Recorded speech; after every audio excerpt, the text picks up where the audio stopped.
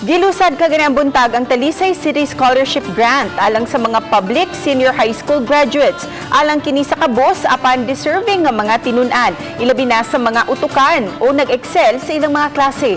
Ang Department of Education sa Dakbayan mo'y naghimo sa guidelines alang niini. Matag tinun-an nga scholar ang Talisay City Government ang mubayad sa tuition fees, miscellaneous fees ug aduna pay 20,000 pesos nga allowance matag semester.